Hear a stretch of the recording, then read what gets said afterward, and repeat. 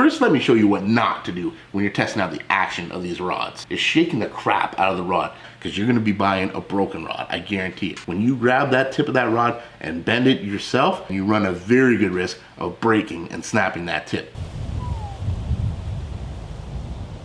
Not a beautiful day out here. Overcast, windy, and cold. I certainly don't think I'm going fishing today. May not be the greatest weather out there today, but I know I really can't complain, because I know a lot of you guys out there aren't fishing at all right now. Even though I can't get out on the water today, I can still help you guys out. And I'm gonna try to do that today by answering one of the questions you guys ask me the most. How do I know which rod to use? What makes one rod different from the next rod? And what makes that rod a better choice for what I'm fishing today? There's actually a lot of variables and a lot of information to digest when you're choosing which rod is best for you. And all that information can get overwhelming. Today, I'm gonna do what I do best. We're going all in.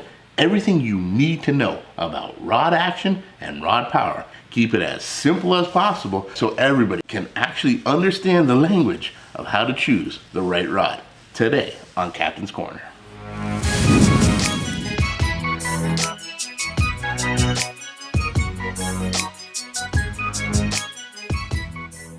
So as you can see, I do have a lot of rods. Why do you need so many rods? And I hear that question all the time, especially from my wife. Well, to put it plainly, each rod has a different application for me. Different techniques, different conditions, even different lures. There's a whole bunch of reasons why I choose what rod I need to have on any certain day. So I do have a lot of rods. Do you absolutely need all the rods that I have?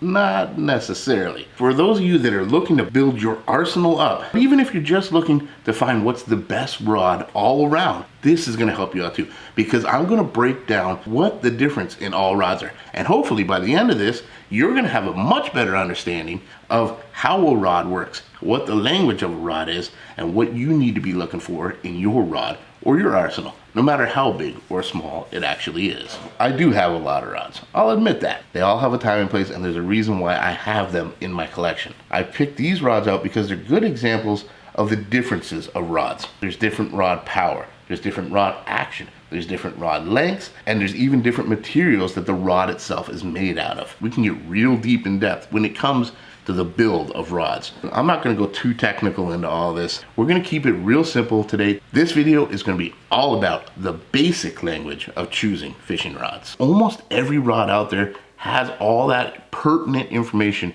printed right on the rod itself. The length, the power, and the action are pretty much there. And most companies will go far enough to actually explain the line size and the lure weight that rod is capable of handling. That's great information, but if you don't understand how to read it or even what any of that means, it's not gonna be very helpful. Someone can give you the greatest advice of all time, but if you don't understand the language of it, it's not gonna do you any good. So that's the first thing I wanna explain, is what that language written on that rod actually says. What all those letters and numbers actually truly mean. To me, probably the most important thing to understand about the differences of rods is broken in two very simple categories: rod action and rod power. But what do they really mean? And what's the difference between power and action?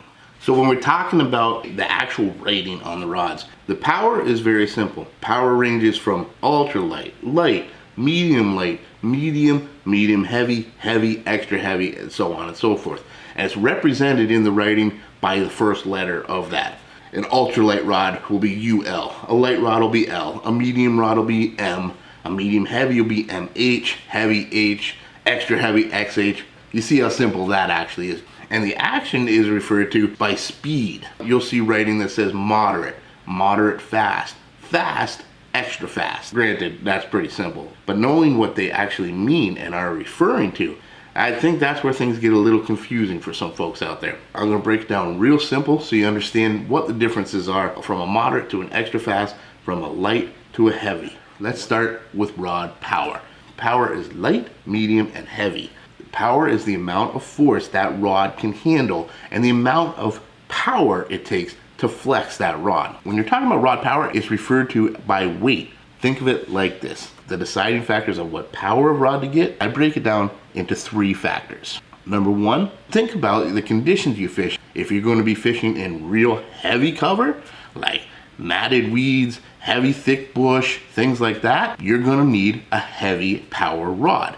If you're fishing in very light, sparse cover, or even no cover, like open water, you can probably get away with a light powered rod. So the weight of the conditions you're fishing will reflect directly to the weight of the power of the rod. Number 2, the weight of the lure I'm using. If I'm going to be using very finesse and lightweight lures, 1/32 of an ounce, 1/16 of an ounce, 1/8 of an ounce light lures, I'll be using a light powered rod. Real heavy lures like 1 ounce, 2 ounce, 3 ounce, even bigger than that, you're going to need a heavy powered rod. Heavy lures, heavy powered rod. Medium weight, average weight lures, 1/4 ounce, 1/2 ounce, that's a medium weight, that's a medium powered rod. And number 3 is going to be the weight of the line. 4 pounds, 6 pounds, 8 pounds, somewhere in that range. It's a lightweight line. It's going to require a lightweight rod. 50 pound, 65, 80 pound braid, that's a heavy to extra heavy power rod. Heavy line, heavy power. And if you're going to be fishing right there in the middle, 20 pound, 30 pound braid, 12 pound, 15 pound fluorocarbon, whatever your line is, it's a medium weighted line. It's going to be a medium weighted power rod. The weight of the cover, the weight of the line, and the weight of the lure will help you choose the weight of the power of the rod. Next, I'm going to look at the action of the rod. The action is probably what's most confusing to most of you out there. Action is generally referred to by speed. It'll go from moderate speed to fast speed. And what the speed is implied to, how fast that rod will bend and how fast it'll snap back. Since they already refer to it as speed, think of it in terms of speed. Speed of that tip of the rod. When you think about the bend or the flex of a rod, the closer the flex point is to the tip, the faster that action's gonna be. The easiest way to understand this is to physically show it to you. Between all these rods, I should be able to show you really clearly what the different action of each rod is. This is the proper way to actually test this out yourself without risking damaging the rod. First, let me show you what not to do when you're testing out the action of these rods. Number 1 mistake I see people doing all the time is shaking the crap out of the rod to see how much flex or whip it's got into it. The rod is not designed to do that. And you throwing that extra whole bunch of action into it could really risk damaging the rod. Most common mistake I see people do, grabbing the tip and bending it to see where the flex in the rod is. That's definitely a no-no, and do not do that. Especially if you're looking at buying a rod, because you're gonna be buying a broken rod, I guarantee it. The rods are not designed to have that kind of pressure put on them. When you grab that tip of that rod and bend it yourself, you run a very good risk of breaking and snapping that tip. The best way and proper way to test out the action of a rod, hold the butt end of the rod up about shoulder height and put the very tip of the rod on the ground. Make sure the guides or the eyes of the rod are facing up, not pushing into the ground. By holding the rod like this and applying the pressure just to the tip, you'll be able to see the accurate flex and speed of that action without risking damage to the rod. So with that, let me show you the difference between a few different actions. This is an extra fast action. When I apply pressure, you can see that it's really only the top portion of that rod, very close to the tip, that is actually flexing. When I let go of that pressure, it bounces back very quickly. That is an extra fast action.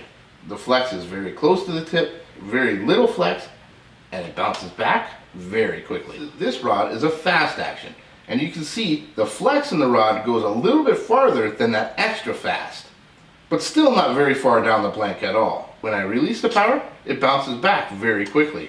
That is a fast action tip. The flex of the rod is a little farther from the tip, but it's still a very fast action. This rod here is a moderate fast action. When I apply the pressure, you see much more of a bend in that rod. The main point of flex is much farther down that rod, about 1/3 of the length all the way down the rod. It's slower to flex and slower to snap back. Moderate fast, a lot slower. And finally, a moderate action. When I apply the pressure, the moderate flex is way down the rod. The flex point is at least halfway down that rod. A much more parabolic bend and a much slower action. Moderate is the slowest action, and you can see why. It's farthest away from the tip. It takes the longest for that power to transfer all the way to the flex point, and it's the slowest to snap all the way back. A moderate action is a very parabolic, slow action.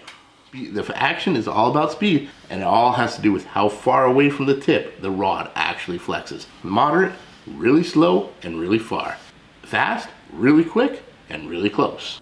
So now that you understand what action is and how it actually works, how do you choose which action of a rod is going to be the best rod for you? Easiest way I can explain it: keep thinking speed. The first thing I think about is going to be the lure and the technique I'm going to use that lure for. The faster I have to move that lure and the more action I have to give to it, the faster action I'm going to need. If I'm using a top water walking bait where I got to move it quick pops, quick jerks, making that lure side to side as quick as possible in short little bursts, I need the flex and the tip of that rod to move fast. So I'm looking for a fast action tip on a fast lure like that. Things like shaky heads or even a drop shot, something where I'm moving it quick, short, quick little bursts, shaking that tip, making the lure dance. You want a fast action where it moves fast. The faster of an action I need to give to a lure, the faster of a tip I want on that rod. You can also think about it about distance that you're fishing. The closer you're going to be fishing, you don't have a lot of line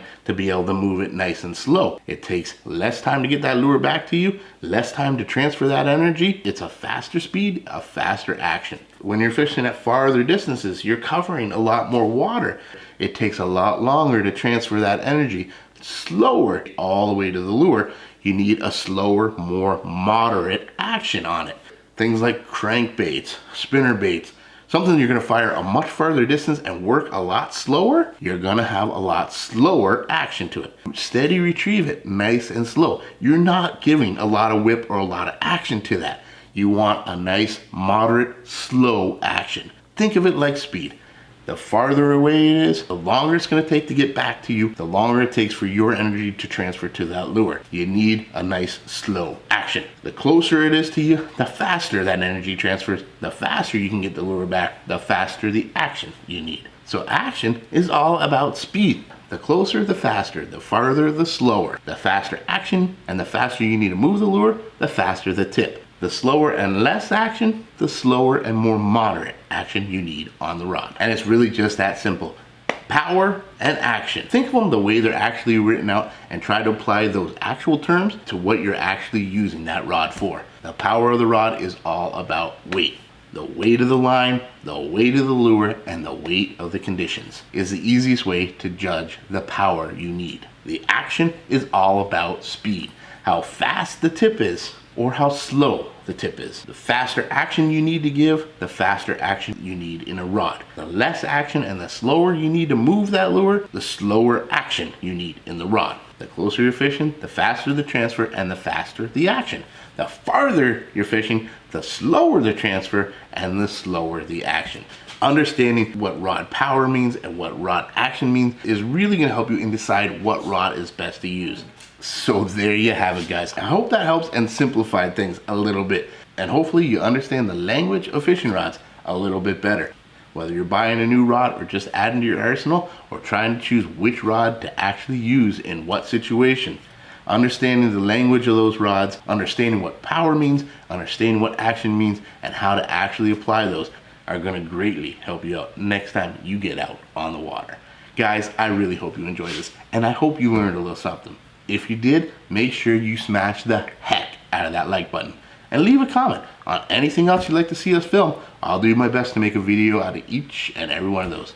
But most importantly, subscribe to the channel and stay subscribed because there's plenty more coming right here on KastKing.